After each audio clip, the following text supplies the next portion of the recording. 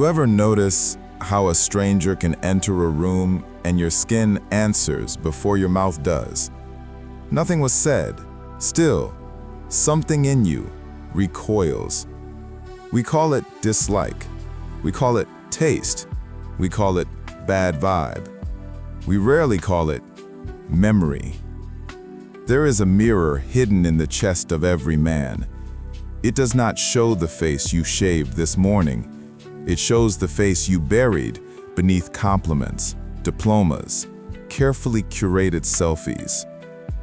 Jung named it the shadow. I name it the stranger who wears your clothes and speaks in your voice, while you insist you have never met. Hatred is fast. It needs only a heartbeat to cross the street, but it always carries your passport. Watch. The colleague who laughs too loud, the friend who posts grief like a souvenir, the lover who forgets to text back. Each irritation, a fingertip pointing back at the bruise you claimed was never there. We are taught to improve. We are not taught to meet. So the refused pieces pack themselves into a silhouette. It walks behind you, exactly one step too late to be seen, until it walks ahead, wearing someone else's face. Projection is a magic trick performed by the unconscious. The rabbit pulled from the hat is your own heart. And the audience applauds because they recognize the trick in themselves.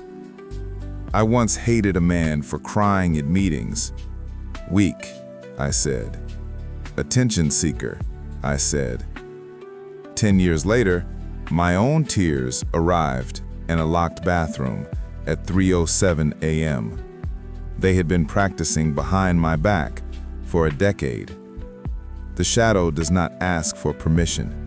It rents a body that resembles you and plays your unlived life on the screen of another person. You call it drama. It calls it overdue rehearsal. Every virtue you parade has a rejected twin. The generous give because they fear their greed. The chaste preach because they smelled the smoke of their own lust.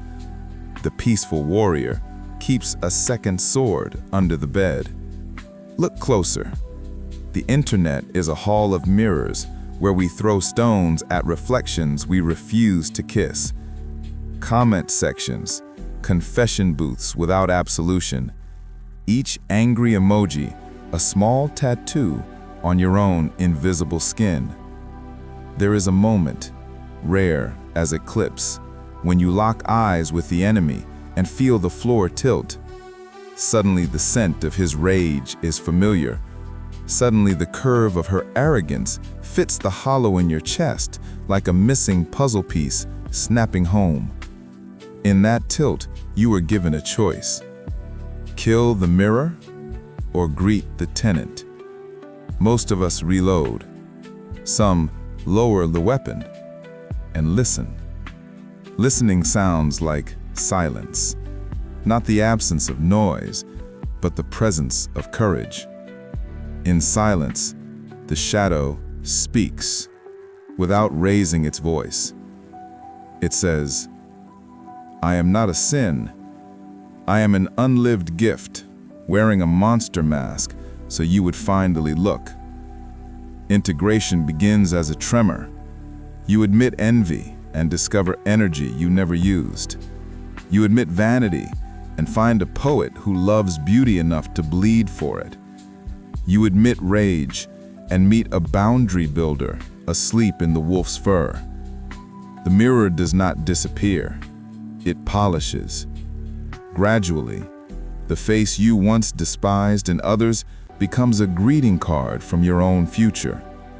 You see the loud woman and hear your own silenced scream. You see the arrogant boy and recognize the timid kid who practiced swagger in the dark. One day, you pass a stranger on the train. He is blasting music, wearing arrogance like cologne. Old you would have judged. New you exhales.